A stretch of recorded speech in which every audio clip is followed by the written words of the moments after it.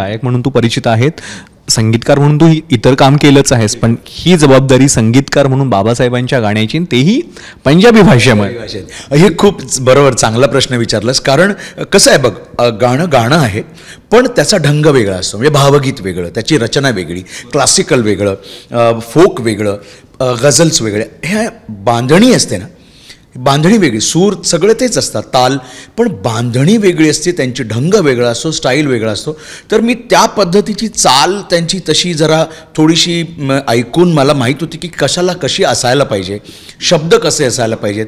ते नुसतं ढोल वाजतो म्हणून आपण चाल करायची, ते मजा नाही येणार. ती त्यांच्या पद्धतीनंच झाली पाहिजे, ती त्यांना भावली पाहिजे, ती मराठी माणसाला भावली पाहिजे, त्याच्यावर नाचले पाहिजेत आणि विचार करायला पाहिजे. तर ह्या सगळ्या गोष्टी एक संगीतकार म्हणून, एक गायक म्हणून मला नेहमी असतात. आणि माझ्या हातून चांगली गाणी झालेली आहेत, मला माहीत नाही. कारण कदाचित तुम्ही त्या झोनमध्ये असता, इतकी वर्षाचा अनुभव आहे. तर बाबासाहेबांची एक जबाबदारी होती शब्दांची, आणि ती उच्चारण आणि ते चांगलं गेलं पाहिजे, इवन अर्थाची पण. त्या शब्दांबरोबर अर्थ येतो, तर त्या अर्थांबरोबर चाल येते, आणि चालीबरोबर ताल येतो, लय येते, आणि मग लोक नाचतात. तर ह्या सगळ्या गोष्टी एकातल्या एक गोंफणाऱ्या गोष्टी आहेत, आणि त्या फार सुंदररित्या जुळून आल्या.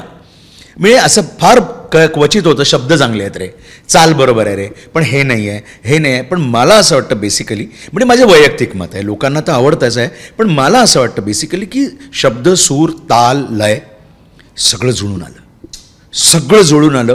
आणि हे गाणं लोकांना खूप, मला तर इतक्या लोकांच्या लंडनहून प्रतिक्रिया आहेत की म्हणे, माझे मित्र आहेत संतोष देशपांडे किंवा इथे, ते म्हणे खूप इनोव्हेटिव्ह गोष्ट आहे, म्हणजे नंदीश तू इनोव्हेटिव्ह गोष्ट केली आहेस. आणि तेच मला ना विनोद आवडतं, की काहीतरी वेगळं पण देऊया लोकांना, गझल रूपी वेगळं पण देऊया, की ध्यासात भीम आहे, श्वासात भीम आहे, नवकोटी जनमनाच्या हृदयात भीम आहे.